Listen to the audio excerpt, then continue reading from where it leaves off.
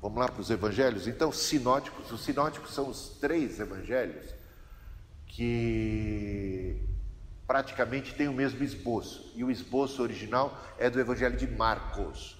O evangelho de Mateus veio em primeiro lugar, porque é aquele que mais dialoga com o Antigo Testamento, tá?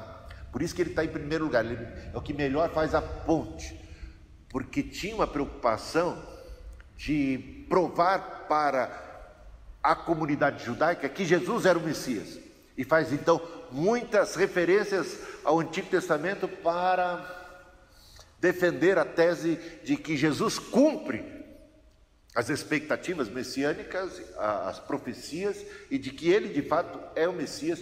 Por isso o livro de Mateus foi não escrito em primeiro lugar, mas foi colocado em primeiro lugar. Mas ele se baseou, o Mateus se baseou em Marcos. Marcos foi o primeiro evangelho a ser escrito, tá?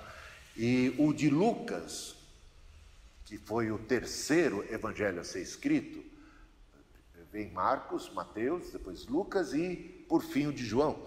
O de Lucas,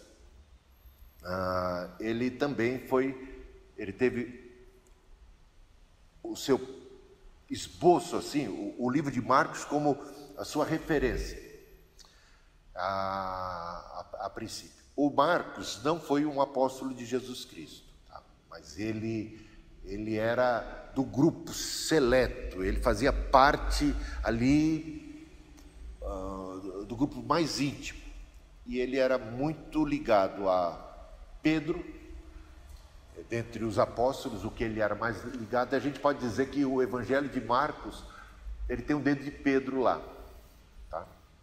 É claro que ele era ligado a todos os outros apóstolos também, então ele foi coletando, e ele foi o autor do primeiro evangelho.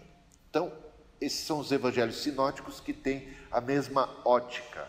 Eles contam muitas histórias semelhantes, cada um tem as suas ênfases, mas por isso a gente vai começar pelos sinóticos. O evangelho de João foi escrito muito tempo depois, quando a igreja já estava mais estabelecida. Ele tem um outro propósito, ele já está lidando. Lembra que o evangelho de João já combate muitas heresias, que a coisa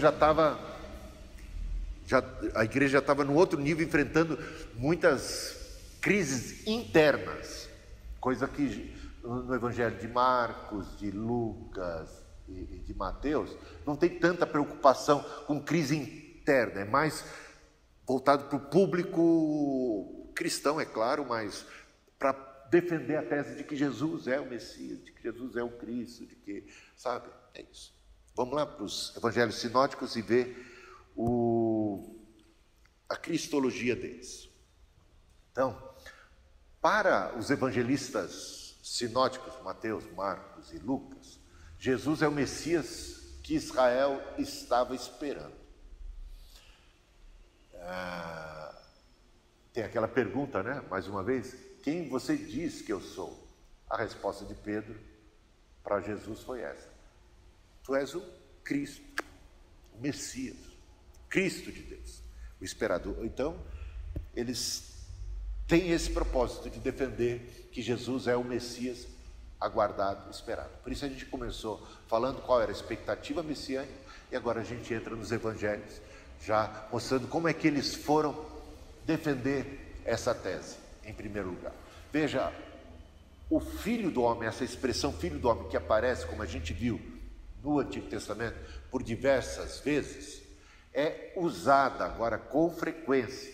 Muitas vezes, ela é usada em declarações referentes à fragilidade, à mortalidade dos humanos, como que, nessa frase, que é o homem que dele te lembres, e o Filho do Homem que o visites. Está lá no Salmo de número 8, né, versículo 4, números 23, 19, Jó 25, versículo 6, aparece lá em Ezequiel como título. Isso tudo, basicamente, a gente falou na semana passada, tá? Quando viu.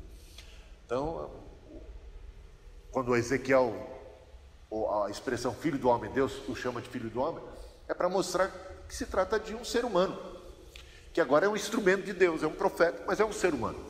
Então, a expressão Filho do Homem tem esse foco, falar da humanidade e da fragilidade. Jesus usa essa expressão nesse sentido. E Mateus se vale desse sentido da expressão filho do homem, Jesus, contando essa fala de Jesus. O filho do homem não tem onde reclinar a cabeça. Humanidade, pessoa pobre, pessoa que enfrenta os desafios dessa vida e as dificuldades. Ele não é um super-homem que tira tudo de letra. Ele é o filho do homem, que passa privações, que passa necessidades, fome, que sofre, que chora, que no caso não tem nem onde reclinar a cabeça. Ele é quase um sem-teto nessa fala, né? É um sem-teto, né? Eu não tenho onde reclinar a cabeça. Então, a expressão filho do homem é usada para ressaltar a fragilidade humana, mas ela não é usada única e tão somente nesse sentido. Filho do homem é também um título que revela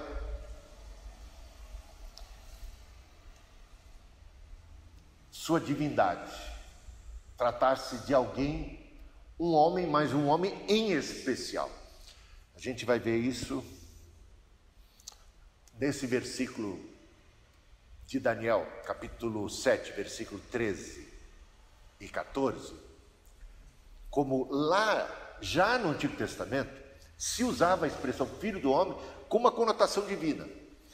Eu estava olhando nas minhas visões da noite, e eis que vinha com as nuvens do céu, como o filho do homem, e dirigiu-se ao ancião de dias, e o fizeram chegar até ele. Foi-lhe dado domínio e glória e o reino, para que os povos, nações e homens de todas as línguas o servissem.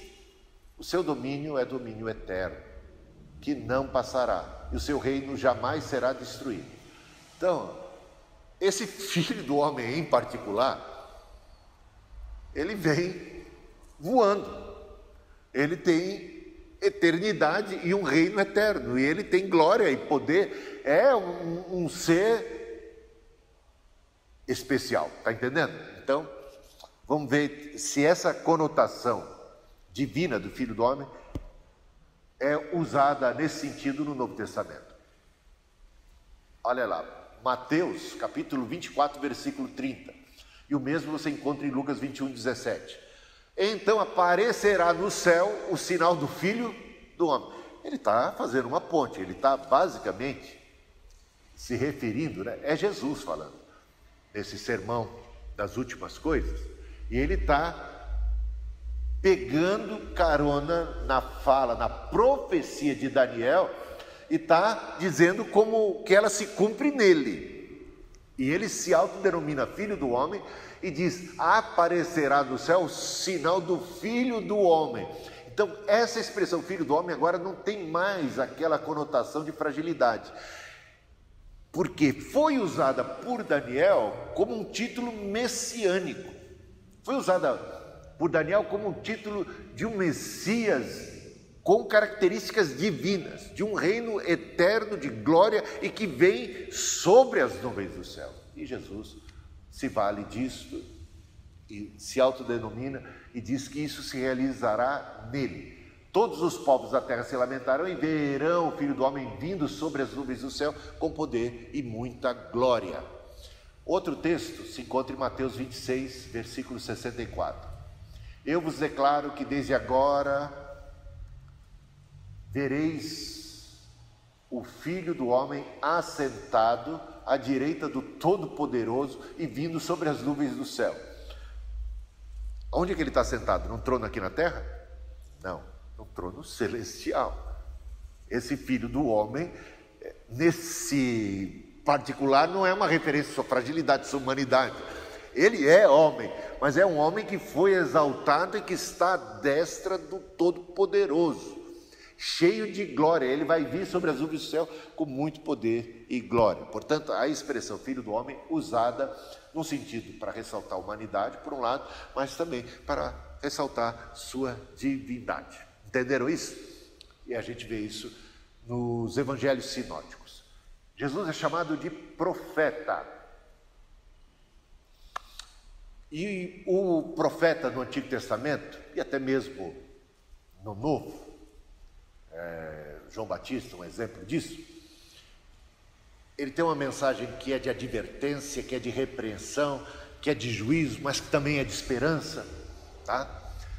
O que João Batista disse a respeito do ministério profético de Jesus, porque João Batista é realmente aquele profeta do tipo Elias, que vem preparar o caminho do Senhor, mas ele profetizou a respeito de Jesus. Ele disse: a pá ele a tem na mão e limpará completamente a sua eira, recolherá o seu trigo no celeiro, mas queimará a palha em fogo inextinguível. Mateus capítulo 3, versículo 12. João Batista disse isso a respeito de quem? De Jesus. Ele é a voz do que clama no deserto, preparando o caminho do Senhor. Quando chegasse o Senhor, ele agiria em termos proféticos, porque o profeta repreende, o profeta traz uma mensagem de juízo, mas também de esperança. A sua pá ele a tem na mão, e ele limpará completamente a sua eira. Lembra, purificação é um ato profético, aquele de Jesus entrando no templo e batendo de frente contra os vendilhões, os mercadores, e pegando um chicote nas mãos e repreendendo, expulsando os mercadores do templo. Esse é um ato profético que está muito ligado a essa fala de João. Ele tem a pá na sua mão, ele vai limpar completamente a sua eira, recolherá o seu trigo no celeiro. Então aqueles que são seus, ele recolhe, ele salva, mas queimará a palha em fogo inextinguível. A ação profética mais clara de Jesus, então, se vê na purificação do templo. As multidões saudavam Jesus como um profeta, embora certamente esperassem também dele a redenção de Deus. E aí você pode ver isso em Mateus 21, 11, Lucas 24, 19. Ele foi saudado como um profeta, mas também havia aquela expectativa de que ele fosse, além de profeta, também o Messias, o Redentor, o Salvador. Também é chamado de mestre ou rabi, ou intérprete da lei. E isso ele faz muito bem no Sermão da Montanha. Ouvistes o que foi dito? Eu, porém, vos digo. Ele não apenas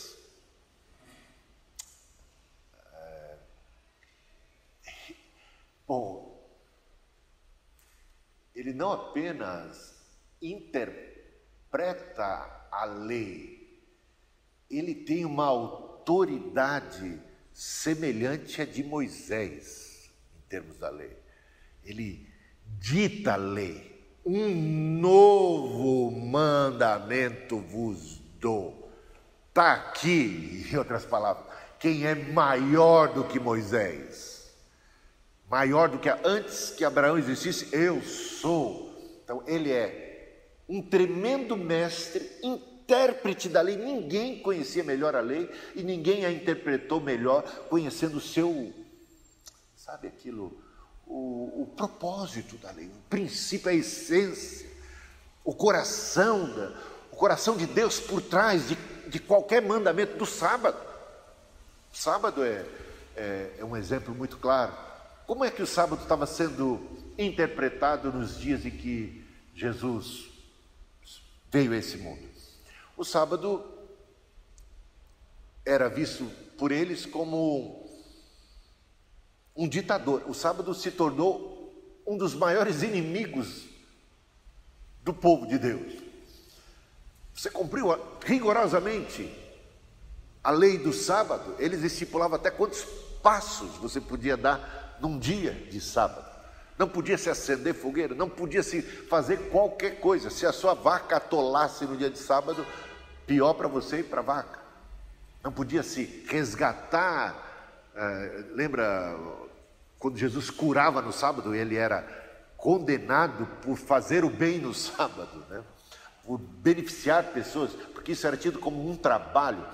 Então, a maneira como eles interpretaram o sábado fez do sábado um inimigo das pessoas e não um amigo. E Jesus quis mostrar que quando o sábado foi dado, ele foi dado para o homem. O sábado foi feito para o benefício do homem e não para escravizar o homem. É para tirar e libertar o homem da escravidão, dos seus opressores, aqueles que, digamos, querem que você trabalhe de segunda a segunda, de domingo a domingo, de sábado a sábado. Então, a lei do sábado impunha sobre você e também sobre qualquer trabalhador seu o descanso, o sossego, o direito à pausa, a confiança em Deus. Então, essa era a ideia, a essência era, o sábado, Jesus falou, o sábado foi feito para o homem, não o homem para o sábado. O sábado foi feito para o bem do homem e não o homem para o bem do sábado. Entendeu? E eles inverteram tudo e Jesus desafiou. Permitiu seus discípulos colherem espiga no dia de sábado? Nós estamos com fome. Está entendendo? Permitiu aos discípulos, não, curou no dia de sábado, fez de propósito. Ele confrontou com isso, um verdadeiro mestre, ensinando, interpretando, e também um ato de um profeta de Deus que desafia aquilo que está estabelecido, encruado, aqueles que se sentiam os detentores, os guardiões da verdade, e de fato eram hipócritas, né? Então, Jesus era mestre.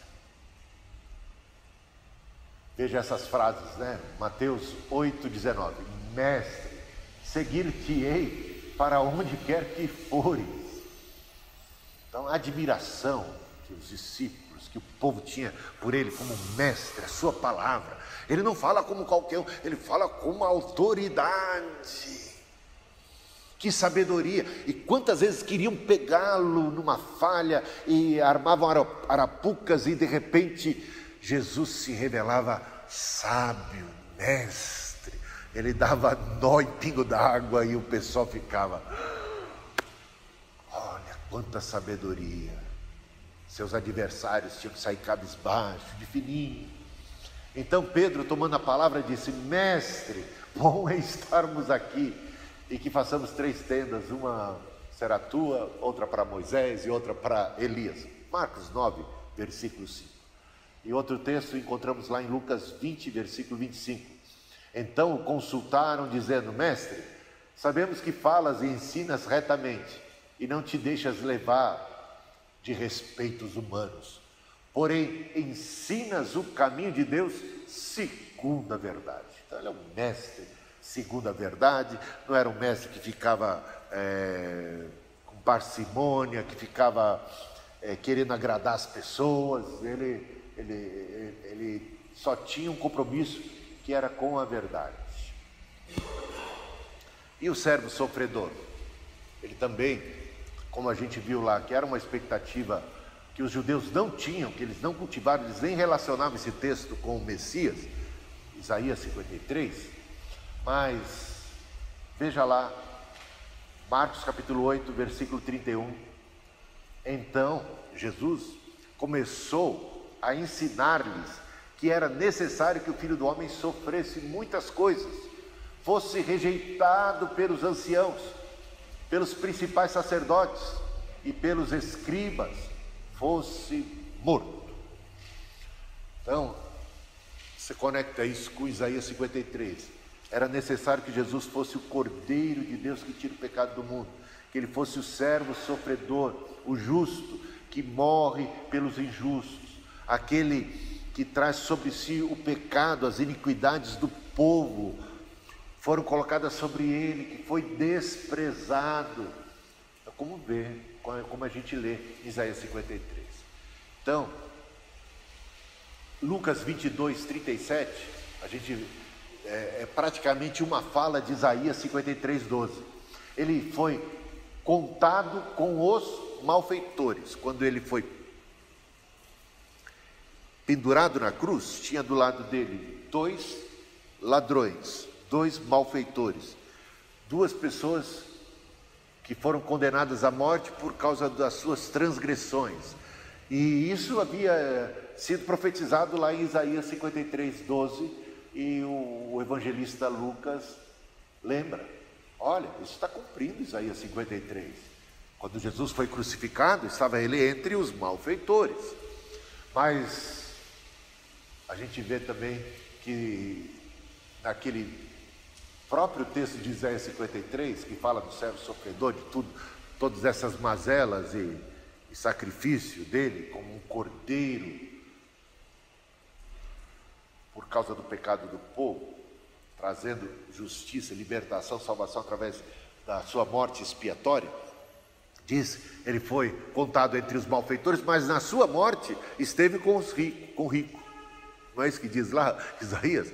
Bom, dá uma lida lá nos evangelhos, fala assim, ele foi enterrado no túmulo de José de Arimateia, que era uma pessoa, o túmulo de Jesus era rico. Então, contado com os malfeitores, enterrado com o rico, tudo isso cumprindo Isaías 53, cumprindo profecias do Antigo Testamento.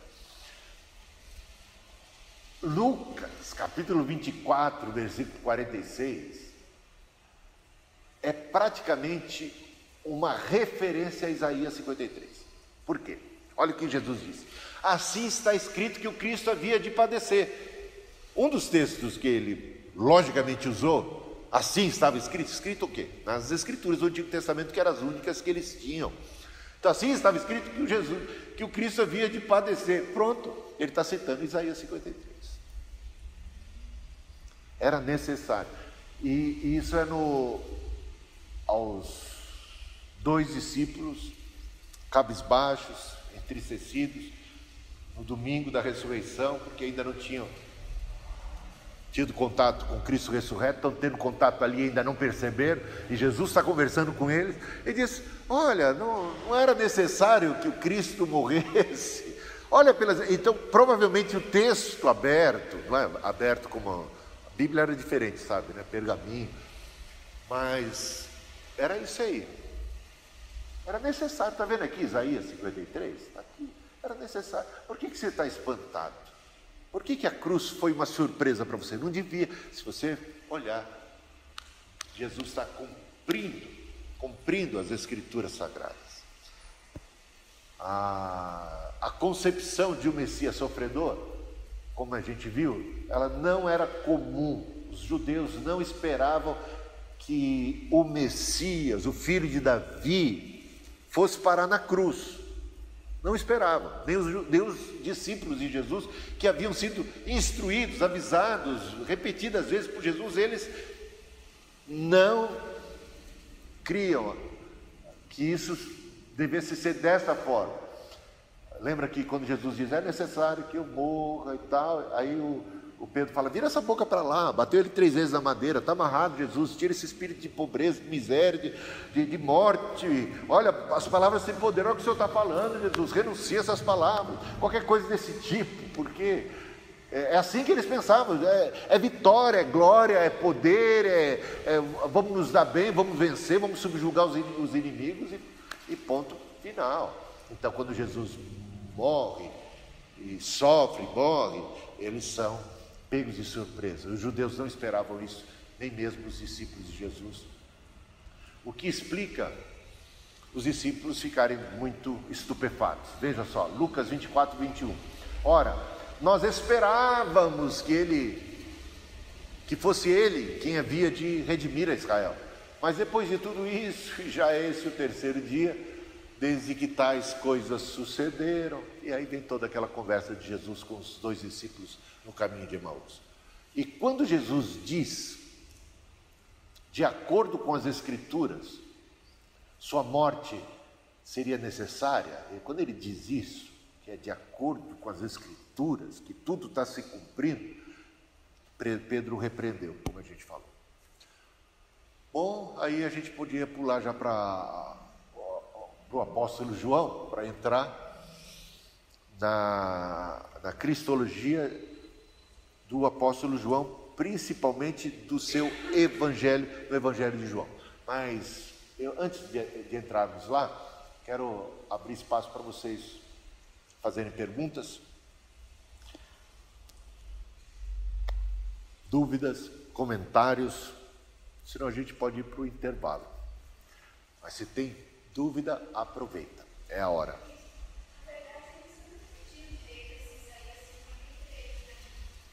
Não, definitivamente não entendiam, e quando o liam, nunca o aplicavam ao Messias. Por isso era incomum. Não quer dizer que não havia um judeu aqui, outro acolá, que ao ler falava assim, olha aqui, né? Porque parece que esse texto se aplica, mas eles não conseguiam encaixar. O problema é o seguinte, quando você tem uma visão de que o Messias é o filho de Davi, que vem para trazer uma hegemonia política, para trazer libertação política para o povo de Israel, e você já colocou isso na cabeça, qualquer texto que trate do Messias e que não se encaixe nesse perfil que você já estabeleceu, você desconsidera. Esse é um problema.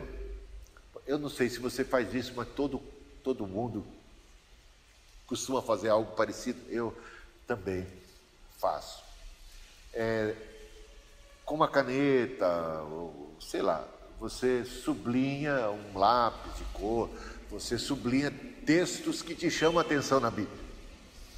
Você vai ler na Bíblia, e até é pedagógico fazer isso, eu não estou contra isso. Eu só estou mostrando que às vezes nós, ao fazermos isso, podemos futuramente, ao lermos a mesma passagem, sempre nos fixarmos naqueles pontos que nos chamaram a atenção anteriormente.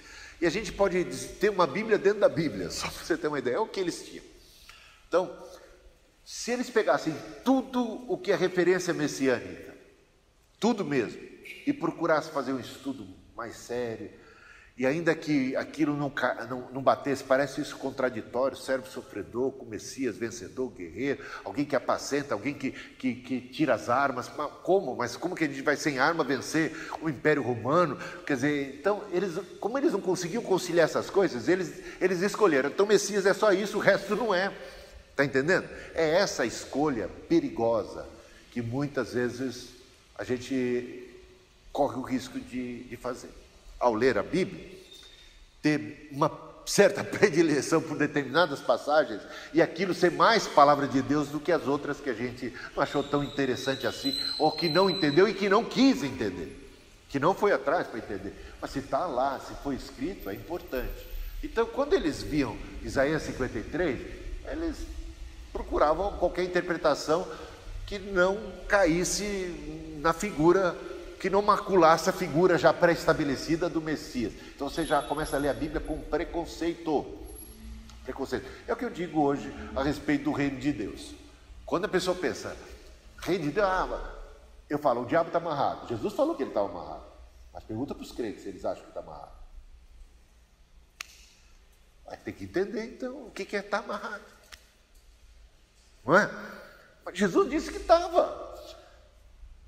Aí eles falam, não estou vendo ele amarrado, estou vendo ele agindo, então não está. Então vai estar amarrado um dia.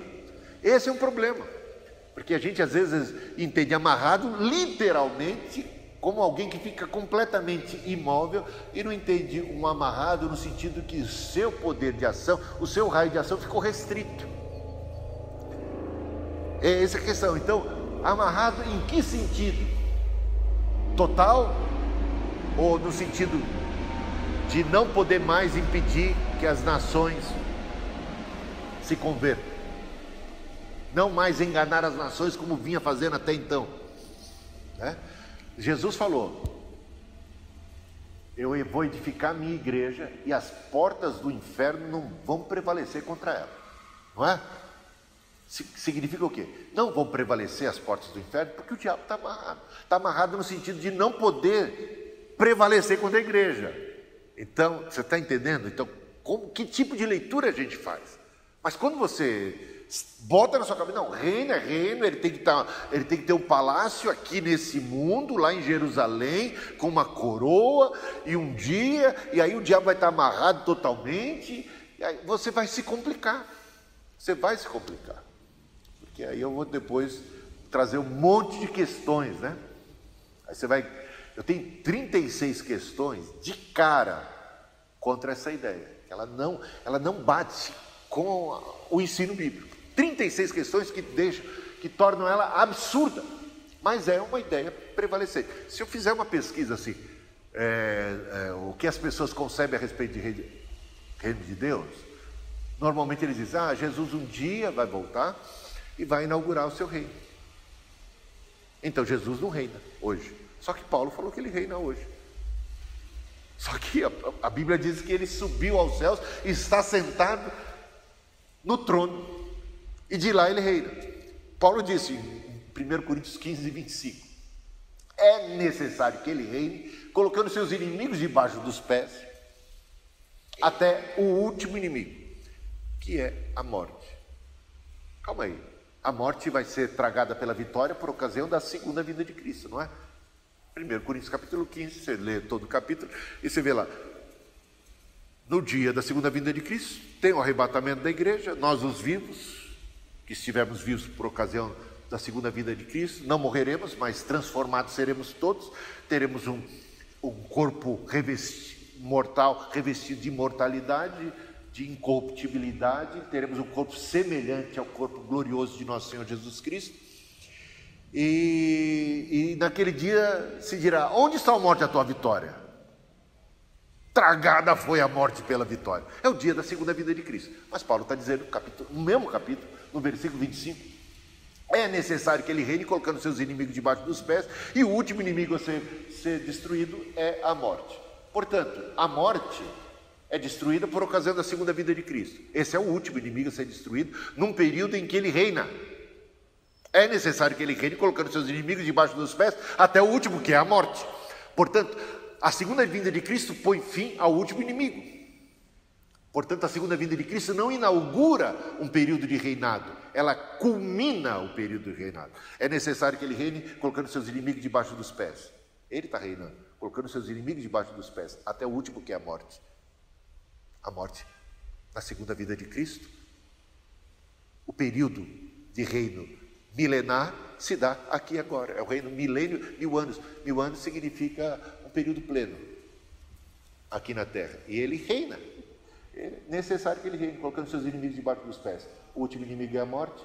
Portanto, esse reino de que Paulo fala a respeito de Jesus é um reino que se dá aqui agora, desde a sua ascensão aos céus até a sua segunda vinda, porque na sua segunda vinda ele subjuga o último inimigo que temos, que é a morte. Ontem eu falava aos pastores e preguei no domingo aqui na igreja sobre heresias, né? E uma delas, a maldição hereditária. E aí se me perguntar, você acredita em maldição hereditária? Claro que acredito. Mas uma coisa que tem que ficar bem claro é a seguinte: só na segunda vinda de Cristo é que a gente vai se ver livre de toda a maldição hereditária. Porque é só lá que a morte, o último inimigo, será destruído. E a morte não é uma maldição hereditária? Desde Adão, dia que comer certamente morrerás. Em outras palavras, essa maldição da morte, você pode fazer toda a campanha, jejuar, orar, quebrar, amarrar, em tudo quanto é profeta, apóstolo, pode fazer o que você quiser, dar cambalhota, acender vela para tudo quanto é santo, para tentar quebrar esse negócio. Não vai quebrar. É só a segunda vinda de Cristo. Então isso tem que ficar claro. Isso tem que ficar claro. Aí tem aquele texto lá de Isaías 53. Ele levou sobre si as nossas dores, ele levou sobre si as nossas enfermidades. Aí algumas pessoas pegam e falam assim: Jesus já levou sobre si as enfermidades, eu não tenho que ter uma enfermidade nenhuma. Mas de que enfermidade ele estava falando ali? Você já leu o livro de Isaías, né? Como é que começa o livro de Isaías, no capítulo 1? O que ele chama de enfermidade? Ele diz: toda a cabeça está doente. Estava todo mundo com piolho, alguma coisa na cabeça. Que enfermidade ele estava falando? Toda a cabeça maculada pelo pecado. O problema é interpretar enfermidade como enfermidade. Então quer dizer, então ninguém fica doente. Como é que o apóstolo Paulo deixou o Trófimo doente? Como é que o apóstolo Paulo tinha uma enfermidade? Por que ele não repreendeu então a enfermidade que ele tinha? Ele repreendeu, aliás, ele orou para ser curado e não foi. Então, e a morte não é uma baita de uma enfermidade? Ninguém morre de saúde, né? Você sabe. Não há como morrer de saúde. Todo o atestado de óbito de alguém que, eu quero ter uma morte natural. A sua morte natural pode ser falência múltipla dos órgãos, ou o que você acha? É uma parada cardíaca, cardiorrespiratória? Eu acho que ninguém gostaria de, naturalmente, ter o coração pifando. Ou o coração está pifando, ou é o sistema pulmonar, respiratório. Ou seja, é uma pane geral nesse mecanismo frágil que nós temos, que é o corpo humano. Suscetível a tudo. Aí, carregou sobre si as nossas dores.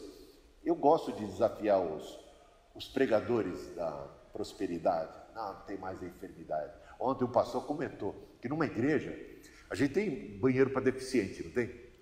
Aqui na igreja. E aí o pastor disse, na minha igreja não tem banheiro para deficiente, porque na minha igreja não tem deficiente, nós curamos todo mundo. Acho tão lindo isso, gente. Queria ver. O Gerson estava aí, né? Você ouviu isso? Eu acho tão lindo isso. Isso é poético, né? Aonde? Cadê? Vamos lá na igreja dele ver se não tem. Vamos ver se na família dele não tem. É o tipo da teologia que não cola. Mas muita gente embarcando nela, né? Aí, vamos fazer o teste da marreta. Eu queria... Então, levou sobre si as enfermidades e as dores, também levou sobre si. Vem cá, vamos ver se passa no teste da marreta, se você não vai sentir dor se eu der uma martelada no seu dedo. Viu? Não, as dores é espiritual. Está entendendo? Todo mundo, quem é que não tem dor? Que existe algum cristão blindado da dor? Não é. Então vamos entender que enfermidade também não é. Que enfermidade e dor aí são símbolos dos males espirituais e não do pecado, né? Daquilo que causa mácula à alma. Jesus fala assim, um versículo de Jesus muito interessante. Não peço que os tires do mundo, mas que os livres do mal. Enfermidade é o mal, então estou livre do mal. Dor é o mal, estou livre da dor. Desemprego é o mal, estou livre do desemprego. Pobreza é o mal, estou livre da pobreza. É isso? Tribulação é o mal, estou livre da tribulação. É isso? Tem que interpretar. Claro que não, porque Jesus mesmo, no Evangelho de João, também disse, no mundo tereis aflições. Então, aflições não é o mal a que Jesus se referia. O mal que ele se referia é você cair em tentação, você perder a fé. Porque o restante, os discípulos sofreram de tudo. O apóstolo Paulo, Romanos capítulo 8, somos entregues à morte todo dia, fomos reputados como ovelhas para o matadouro.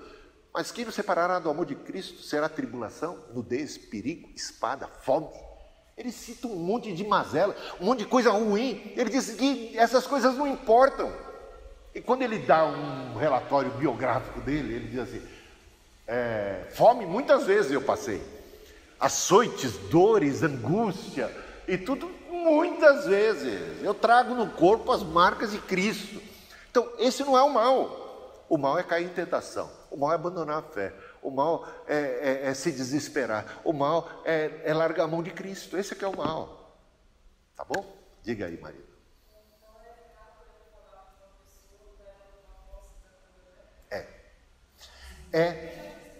Eu sei. Porque você, na sua própria experiência, você vai ver.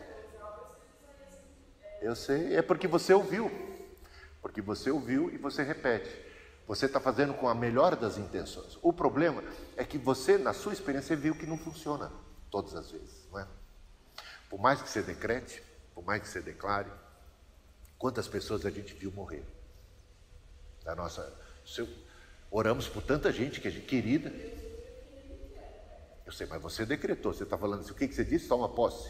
Se não era para tomar posse, então não era bem assim, né? Você está entendendo que mesmo, você vai ter que rever sua própria teologia a esse respeito, quando você fala, toma posse, então quer dizer, então ela é tua, a cura é tua.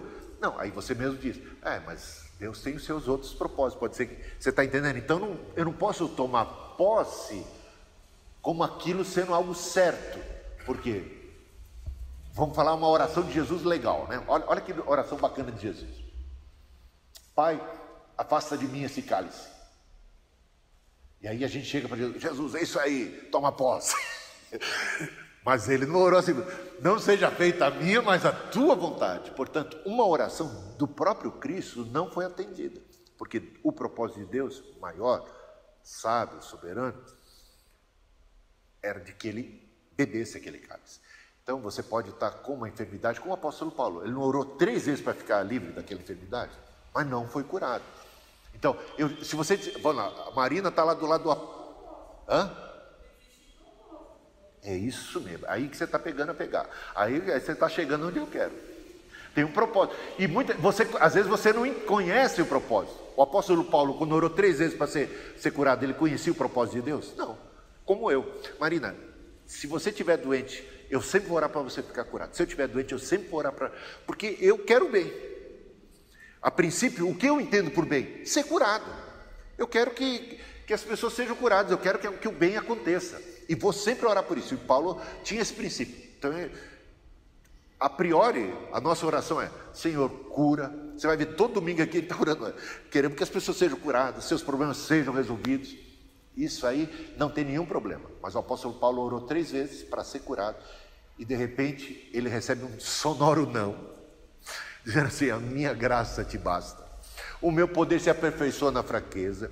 Esta enfermidade, porque todo mundo fala a enfermidade é do diabo, né? Essa em particular, fala assim, eu tenho um dedo por trás desse negócio.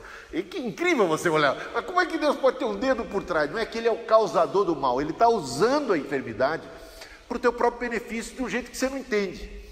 Então ele diz assim, Paulo é que compreende as coisas, mas ele fala assim, era um mensageiro da parte de Deus, mas um mensageiro de Satanás, para me esbofetear, para que eu não me ensoberbecesse. É claro que o propósito do diabo era só esbofetear, não era causar humildade do apóstolo.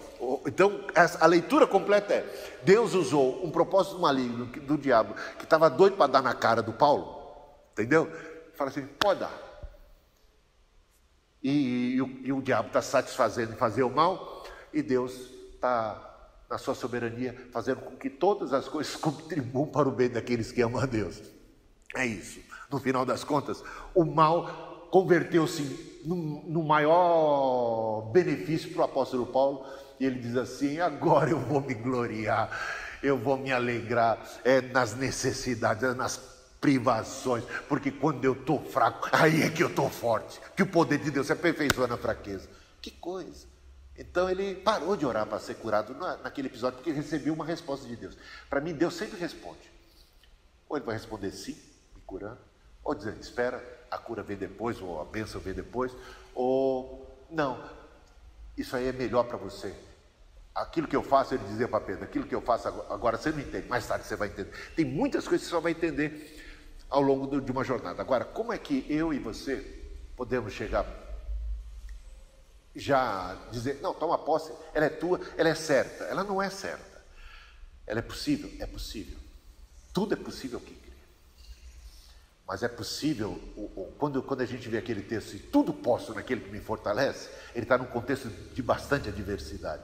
Então não é tudo posso conquistar, posso ter a cura, posso ter a vitória. Não, eu posso suportar a angústia, eu posso suportar a cadeia, eu posso suportar a perseguição, eu posso suportar a fome, eu posso suportar a enfermidade. Quando eu estou fraco, aí é que eu estou forte. É essa graça. Então, em outras palavras, Deus é Deus. Ele segue sendo Deus quando você faz a oração. Aí, o mais lindo que eu vejo disso é que é aí que a nossa fé é provada. Se você confia no amor de Deus e no cuidado dele a despeito da resposta. Porque a resposta pode ser algo que nos assuste a princípio. Não, a minha graça te basta. A graça. Deus, estou cheio de graça. Queria mesmo era cura. Está entendendo? Eu queria mesmo era a solução do meu problema, Deus. Que graça. O que eu vou fazer com a graça? Não, a graça é o meu amor com você. Eu estou com você. Você é amado. Eu estou cuidando de você. Saiba que eu estou nesse processo. O maligno não lhe toca. Olha que coisa linda. Mas não é ele que está me esbofeteando, mas ele está restrito, ele está amarrado, no sentido de que para ele agir com alguma coisa, ele tem que passar no crivo de Deus. E se passou no crivo de Deus, é para nosso bem. Deus converte todas as coisas para o nosso benefício. Então, com essa dimensão, você se sente a pessoa mais abençoada, mais protegida em toda e qualquer circunstância. O apóstolo Paulo falou: aprendi a estar contente em toda e qualquer situação. Que coisa maravilhosa. É isso que Deus quer, que a gente chegue a essa maturidade. Aqui não é o nosso lugar, aqui é o nosso deserto. Estamos como peregrinos. Deus responde nossas orações de múltiplas maneiras e não temos como garantir que toda vez Ele nos responderá da mesma maneira, porque Ele não é uma máquina, Ele é Deus e Ele tem seus propósitos. E eu acho que isso ajudaria a gente a ter mais pé no chão. Nós estamos lidando com um ser sábio e que responde do jeito que Ele quer. E não, a gente não consegue fazer Deus se converter ao nosso desejo. A gente pode tentar passar mal, Ele não vai se enquadrar na nossa vontade. E é melhor até que seja assim. É melhor que nós nos enquadremos na vontade dEle.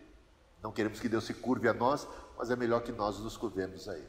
Será que na época de Paulo tinha alguém com mais fé do que Paulo? É só pensar no caso dele. Ele deixou Epafrodito doente. Ele não curou, não conseguiu. Você acha que ele não orou para o Epafrodito, um amigo, companheiro de jornada e tal?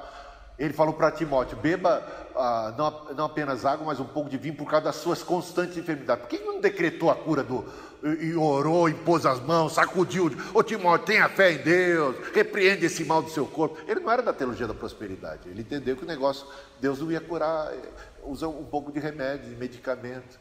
Para Timóteo, cara, ali do lado dele. Então estão falando que ele estava doente, orou e não ficou curado. O Timóteo, ele deve ter orado para ele ficar curado, mas entendeu-se que Deus não o curaria, ou pelo menos não imediatamente, que ele teria que conviver com aquelas dores e enfermidades. Você sabe que o Eliseu morreu, provavelmente de câncer, e se alguém duvida ele morreu de uma enfermidade. Diz lá, enfermidade provavelmente suspeita-se que seja câncer, ou qualquer outra enfermidade que seja, não importa o nome, está claro que foi enfermidade. Morreu. Um homem que curava os enfermos, morreu de uma enfermidade da qual ele não foi curado. Aí alguém suspeita: ele deve ter perdido a graça, desviou-se da fé no final. Para que isso não fique assim, no dia do enterro dele na cova, teve uma batalha e um soldado foi ferido e caiu morto na tumba dele. Só porque encostou no corpo dele, e o soldado foi ressuscitado. Está lá no texto bíblico. Mas o homem, por que ele não foi ressuscitado? Era um homem de Deus, por que ele morreu? Porque o propósito era diferente. Olha só. Então, não importa o tamanho da sua fé, você não vai ficar curada todas as vezes, porque Deus pode ter um outro propósito. E é isso. Você não vai resolver, você não vai tirar todas as montanhas da sua frente. Eu movo montanha com a fé. Então, cada vez que tiver uma tribulação, sai montanha da tribulação. Então você vai pedir, peça para o Brasil, faz o favor, olha a montanha da corrupção, tenta removê-la com uma oração. Eu estou dizendo que existem coisas que transcendem.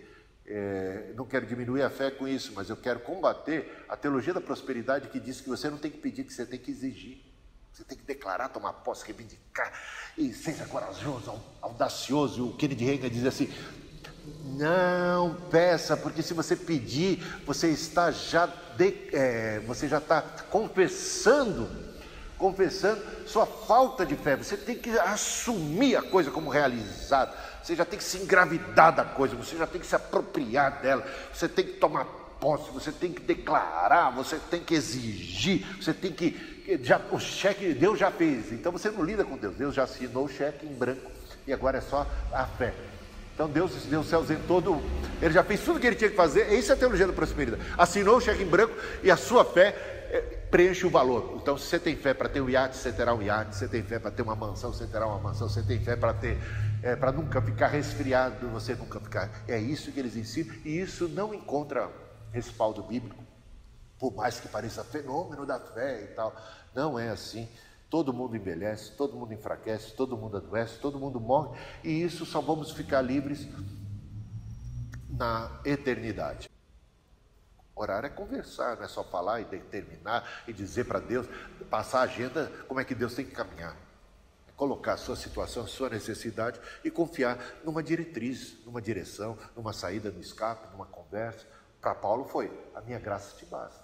foi uma ação curadora, mas que trouxe uma alegria, uma paz. Deus vai te abençoar, Deus vai te responder. E essa é a confiança que a gente tem que ter. Às vezes a gente tem uma fé instantânea, Deus dá para você. E aí se dá a paz, você não precisa nem muito mais, já passa a agradecer. E às vezes é aquela luta de orar, de buscar, de continuar ali, né? Então, isso pode variar de situação para situação. Não há um segredo. Também, ajudar na fé do outro. Então, é um processo de socorro, de misericórdia, de compaixão que se une. Acho isso muito bonito. Então, não vejo problema nisso, não. De orar, de fazer uma campanha, todo mundo se colocar e clamar, se o meu povo, que se chama pelo meu nome, se humilhar e orar, buscar minha face, então eu vou ouvir. Então há essa comoção de um povo, de uma comunidade. Se há problemas em relação àquela comunidade, então que a comunidade encontre junto essa solução, porque senão às vezes o benefício vai ser só de um ou outro, tá? Por exemplo, se você ora sozinho, você pode ser abençoado, mas talvez a sua oração solitária não promova o bem integral de uma comunidade que precisa também buscar. Eu acho que seria isso também. Tem coisas que nós precisamos buscar como comunidade, como nação, como igreja, como família. Eu lembro de uma vez passávamos uma crise muito grande em casa, situação periclitante. Nós nos reunimos, todo mundo alarmado, os filhos, e assim, reunimos todos, e diante da palavra, e oramos, e de repente Samuel compõe uma música ali, na hora. Foi um negócio que parece que até profecia, né? Veio assim, encaixava com tudo, e a gente orou, e nós nos levantamos ali renovados. É uma coisa diferente, fortalecidos. A solução não tinha vindo ainda, mas nós tínhamos confiança de que aquele assunto estava nas mãos de Deus, pelo Espírito que nos uniu, que nos moveu, que nos fortaleceu, que nos colocou numa sintonia. Eu acho isso muito lindo, eu acho que isso realmente é precioso e deve acontecer mais e mais. Isso move os céus, sim.